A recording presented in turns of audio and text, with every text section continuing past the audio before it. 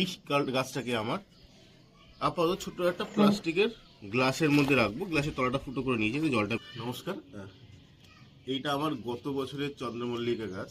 আমি টবে ছিল, তারপরে ফুল হিসাবে আপনার জাস্ট একটা কন্টেনারে রেখে দিয়েছিলাম গাছটাকে বাঁচায় রাখার জন্য।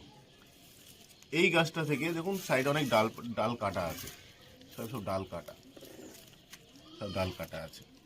তো আমি এই গাছটা থেকে এই বছরের চন্দ্রমল্লিকা আমি বাজার থেকে কিনবো না, নতুন করে চারা তৈরি করেছি।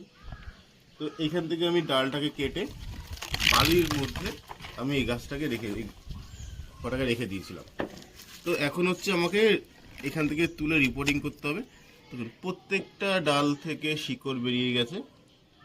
এই বছরের চন্দ্রমল্লিকা আমার এটা থেকেই হয়ে যাবে। আমি এই বছর বেরিয়ে যায়।